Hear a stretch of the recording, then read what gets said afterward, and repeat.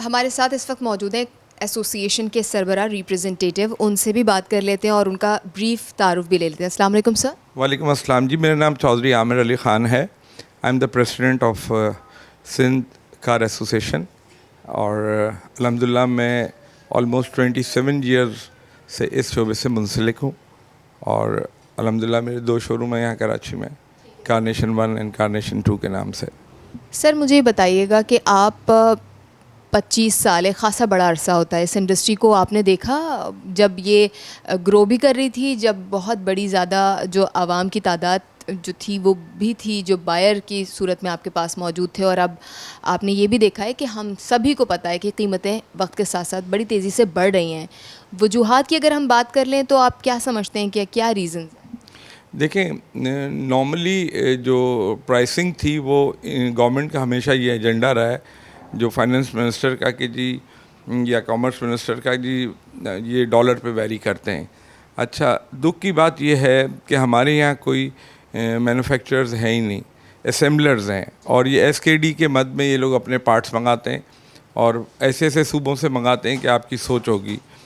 Last year में almost 100 points dollars में volatile market हुई है, लेकिन जब भी डॉलर इंक्रीज़ हुआ है तो इन्होंने प्राइस बढ़ाएं और लामहला प्राइस बढ़ाते गए ये लोग, और डॉलर अब ऑलमोस्ट 30 रुपीज़ ऑलमोस्ट माइनस हुआ है, लेकिन इन्होंने कोई प्राइस कम नहीं किए। तो ये एक मिनिस्ट्री का एक एजेंडा रहता है, क्योंकि लोकल मैन्युफैक्चरर्स जो हैं वो इनसे अटैच होते हैं। ख़ास तौर पे रज़ाक दाऊद के दौर में इन्होंने बहुत ही इस मिनिस्ट्री को ऑक्यूपाई रखा, जिसकी वजह से प्राइसेस दिन ब दिन इंक्रीज़ करती गई।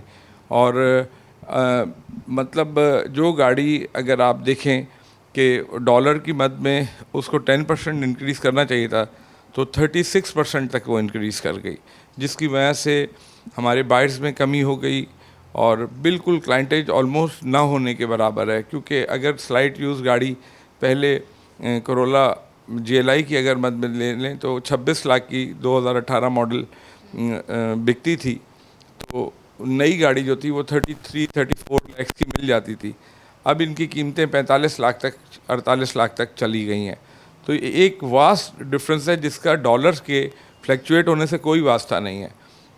अच्छा, चूँकि आप इन सारे मामलात को बड़े करीब से देखते हैं, आपको पता है, पूरी एसोसिएशन को रिप्रेजेंट कर रहे हैं, इन सब के मामलात और मसाइल भी पता है इंडस्ट्री के, और आपको बायर का साइड भी पता है, क्योंकि एक आम शहरी की हैसियत से हम जानते हैं कि कीमतें एक आम शहरी के लिए अफोर्ड करना बड़ा मुश्किल हो गया है। आप समझते हैं कि पिछली हुकूमत में और अब की हुकूमत में ख़ासा फ़र्क आया है, या बेहतरी आई है, या मुश्किलात बढ़ गई हैं? देखें, बात यह कि हर प्रीवियस गवर्नमेंट कुछ ऐसी पॉलिसी बना जाती है, स्पेशली रज़ाक दाऊद साहब ये सन 47 से लेके 2022 तक एक वाहिद ही आदमी आया था जो बेसिकली ख़ुद भी लोकल मैन्युफैक्चरर था, इंडस्ट्रियलिस्ट था।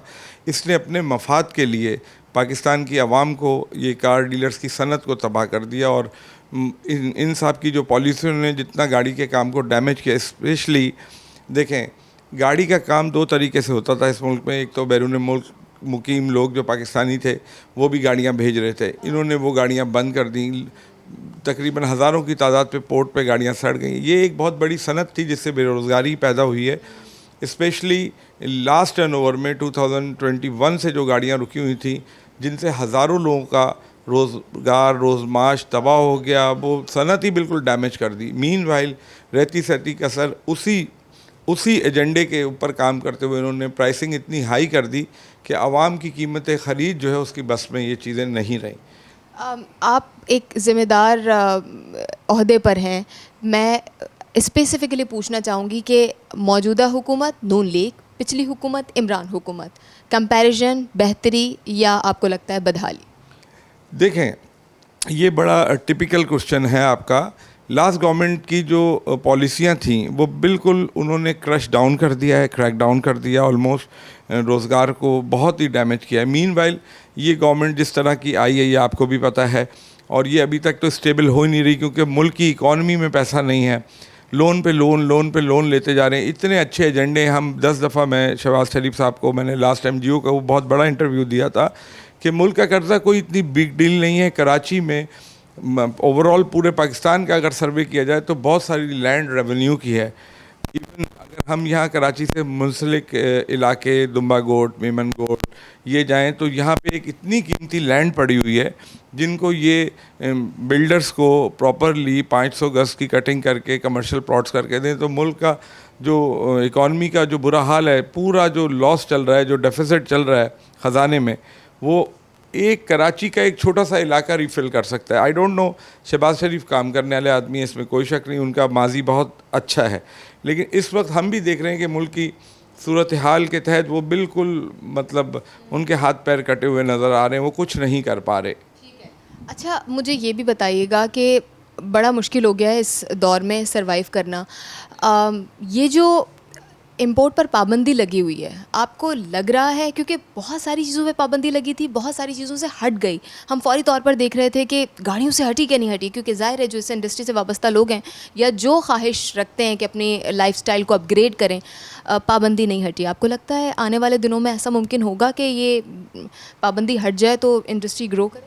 देखिए, होप फॉर द बेस्ट, लेकिन मसला ये है कि लोकल मैन्युफैक्चरर्स जो हैं ये अपने बिहाफ पे कॉमर्स मिनिस्टर से और फाइनेंस मिनिस्टर से पॉलिसी मेक करा लेते हैं। हालांकि रिकंडीशन इंपोर्ट अगर खोल दी जाए इस मुल्क में तो मुल्क का तमाम कर्जा जो है रिकंडीशन का काम ना सिर्फ उतार सकता है बल्कि लाखों लोगों को बेरोज़गार होने से भी बचा सकता है।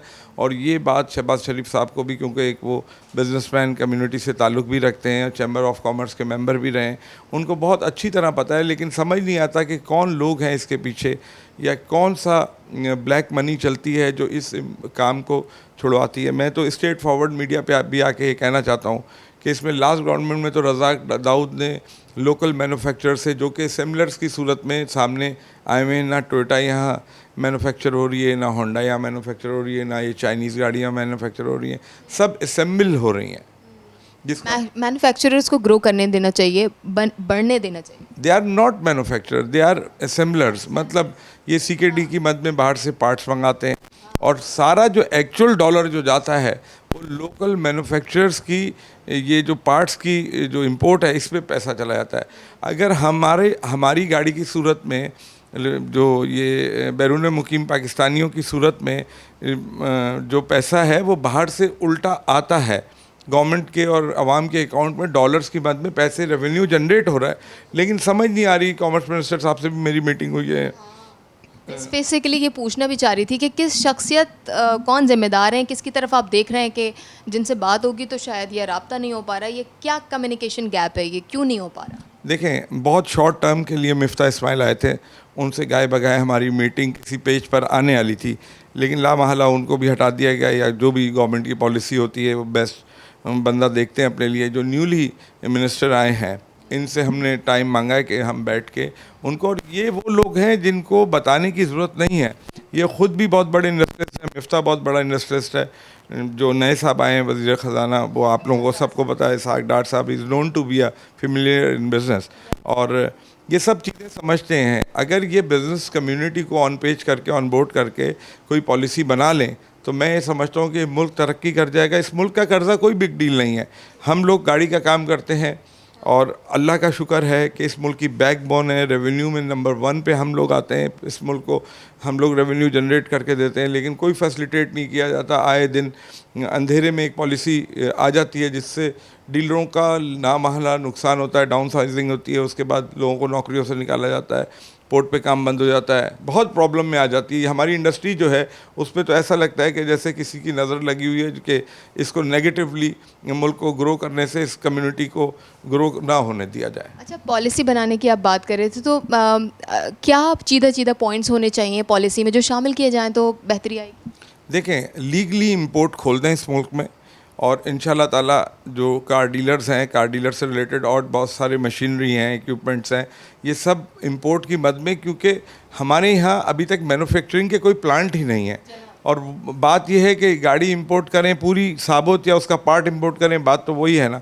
और एक टिपिकल किस्म की माफिया जो कि चंद लोगों पे मुहित है, वो लोग इससे फ़ायदा उठा रहे हैं। हमारे साथ के कार डीलर्स ही थे, लेकिन उनकी गवर्नमेंट में से थी, जॉइंट वेंचर किया उन लोगों ने उन लोगों से, और फिर वो आहिस्ता आहिस्ता मैन्युफैक्चर की नाम पर, लोकल मैन्युफैक्चरिंग के नाम पे वो लोग ग्रो कर गए और इंडस्ट्री डूब गई और आवाम डूब गई। सबसे बड़ी बात, जो हमें गाड़ी जिस कीमत पे दी जा रही है, मिनिमम छोटी से छोटी ऑल्टो 660 सीसी या 800 सीसी की इंट्रोड्यूस की हुई कार सुजुकी की, वो भी ओन के साथ 25 लाख रुपए की बिक रही है, जबकि इम्पोर्टेड कार जिसमें बहुत सारे फीचर्स हैं जो कि बहुत बेहतर है हर लिहाज से, वो गाड़ी अगर लीगल इंपोर्ट खोल दें तो 15-16 लाख रुपए की पड़ती है। नहायत ही अफसोस की बात है कि तह बत जितने भी मसाइल की हम बात कर लें या जिनकी भी निशानदेही हम करते आए थ्रू आउट द प्रोग्राम, सारा बोझ आवाम की जानिब आ रहा है और कम्युनिकेट करने की कोशिश की जा रही है, मसाइल से आगाह भी हैं हुक्मरान, लेकिन मसाइल रिज़ॉल्व नहीं हो रहे हैं।